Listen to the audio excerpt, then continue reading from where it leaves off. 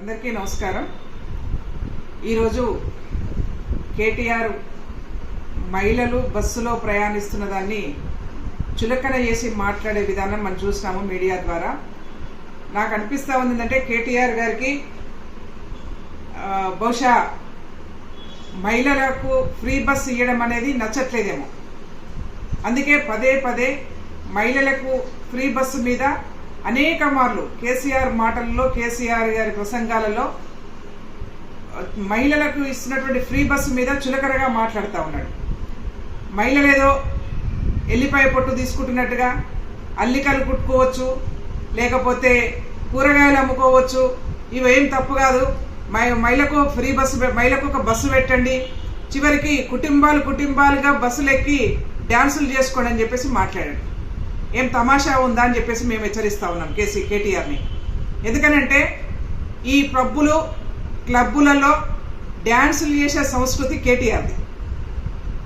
ఆయన చేసే డ్యాన్సుల్ని అందరికీ రుద్దాలనుకుంటే ఇది కరెక్ట్ కాదు। మహిళలకి ఇస్తున్నటువంటి ఫ్రీ బస్సు మీద పదే పదే అక్కసు వెళ్ళగలుగుతున్నటువంటి నీవు బహుశా నీ మనసులో మహిళలకు ఇస్తున్నటువంటి ఫ్రీ బస్సుని ఎత్తేయాలని ఉందా అని చెప్పేసి మేము ప్రశ్నిస్తా ఉన్నాం।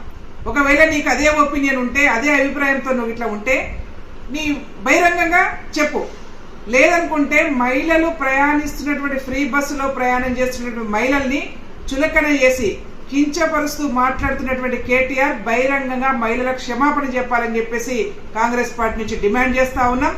లేని పక్షంలో నువ్వు పదే పదే ఈ విధంగానే మాట్లాడితే మాత్రం మహిళలతోనే చీపురుగా దెబ్బలు తినే పరిస్థితి వస్తుందని కూడా హెచ్చరిక జారీ చేస్తా ఉన్నాం।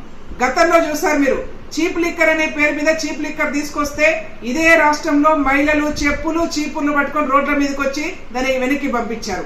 ఇవాళ మళ్ళీ ఇది ఫ్రీ బస్సు మీద నువ్వు మరొకసారి కామెంట్ చేసినా, మహిళలు బస్సులో ప్రయాణం చేస్తున్నటువంటి విధానాన్ని నువ్వు కామెంట్ చేసినా ఇదే చీపురు దెబ్బలు తినే పరిస్థితి వస్తుందని కూడా హెచ్చరిక జారీ చేస్తాం।